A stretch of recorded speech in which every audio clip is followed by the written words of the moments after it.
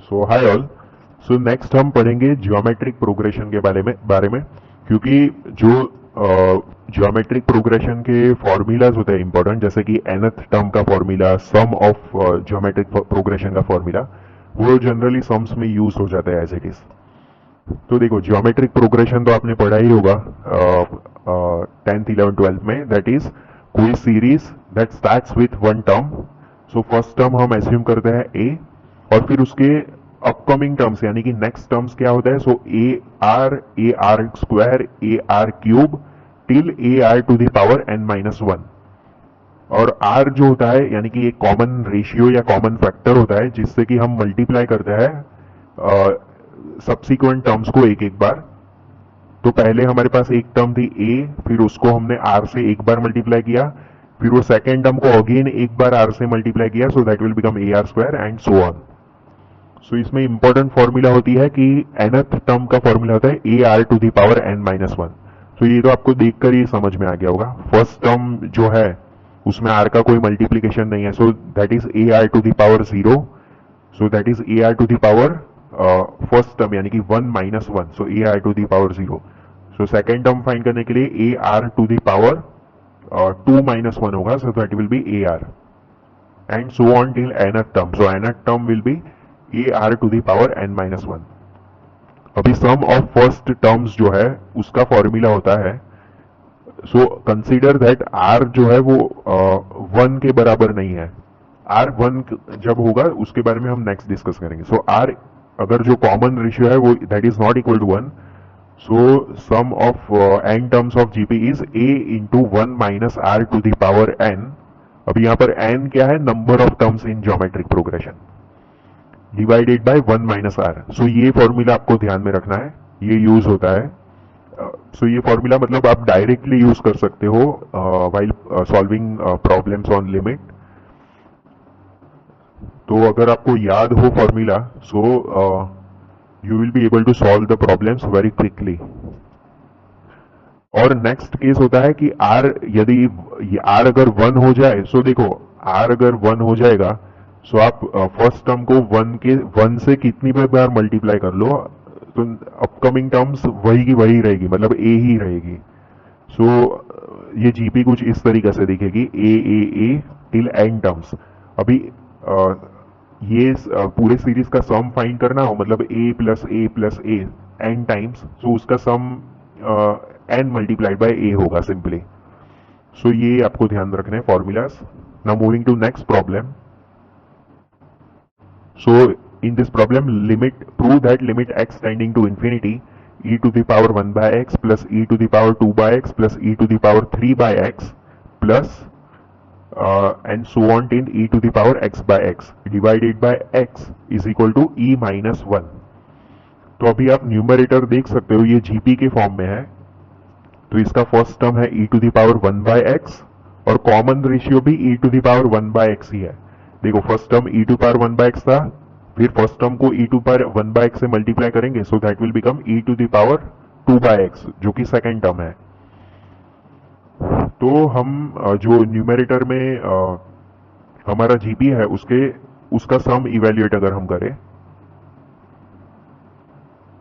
तो देखो first term हमने फॉर्मूला क्या पढ़ा था, सम इज फर्स्ट टर्म।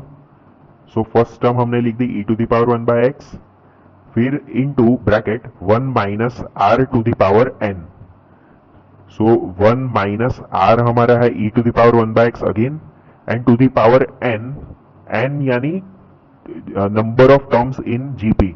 अभी यहाँ पे टर्म्स कितने हैं जीपी में, तो देखो first term, second term, third term till x, यानी कि टोटल हमारे पास x टर्म्स है। सो यहाँ पर पावर में x आ जाएगा and divided by 1 minus are, so divided by 1 minus E to the power 1 by x.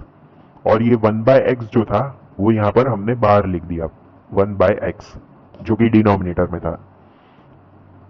अभी इसको हम अगर सिंप्लीफाई करें तो देखो e to the power 1 by x to the power x है, मतलब x डिवाइडेड बाय x हो जाएगा, यानी कि e ही बचेगा। सो यहां पर हो जाएगा 1 माइनस ई, और डिनोमिनेटर में हो जाएगा 1 minus E to the power 1 by x.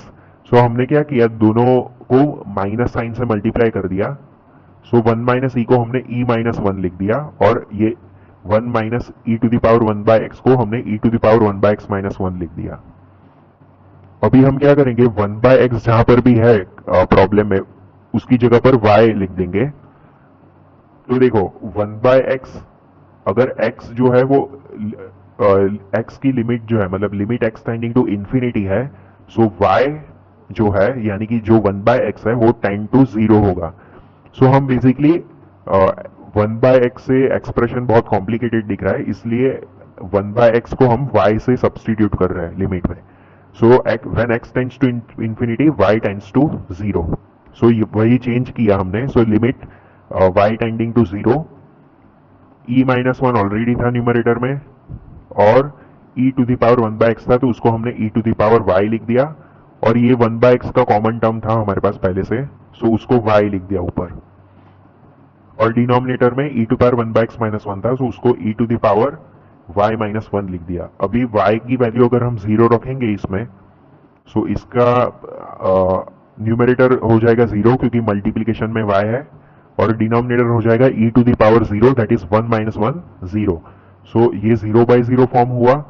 तो अभी हम न्यूमरेटर और डिनोमिनेटर दोनों को एक एक बार डिफरेंशिएट करेंगे। सो अभी न्यूमरेटर को हम अगर डिफरेंशिएट करेंगे, सो e माइनस वन तो कांस्टेंट है तो वो बाहर आ जाएगा, तो e माइनस वन को हमने बाहर सेपरेटली लिख दिया।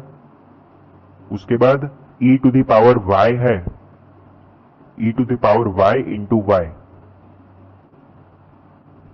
सो e to the power y का डिफरेंशिएशन तो e टू पावर y होगा, मतलब यहाँ पे प्रोडक्ट रूल हमने लगाया, e to the power y multiplied by y का डिफरेंशिएशन के लिए सबसे पहले फर्स्ट टर्म को डिफरेंशिएट करेंगे e to the power y, so that will be e to the power y multiplied by second function, so e to the power y multiplied by y। उसके बाद हम second term का differentiation करेंगे y का, that will be 1 और multiplied by first term, so that will be e to the power y। So ये हमने लिख दिया, एंड डिवाइडेड बाय डिनोमिनेटर का differentiation e to the power y का e to the power y ही रहेगा differentiation, और माइनस वन का तो कांस्टेंट है इसलिए 0, तो वो लिखने की जरूरत नहीं है। अभी आप अगर देखो, सो ये जो न्यूमरेटर है उसमें से e to the power y हम कॉमन ले सकते हैं, और नीचे का डिनोमिनेटर में से कैंसल आउट कर सकते हैं। सो फाइनली हमारे पास होगा e minus one into y plus one, y plus one. अभी डिनोमिनेटर में कुछ भी नहीं है, 1 है। अभी y टेंडिंग टू 0 अगर हम पुट करें एक्सप्रेशन में, so that will be e minus one into y plus one. So y plus one यानी 0 प्लस वन यानी 1 ही है, so answer will be e minus one.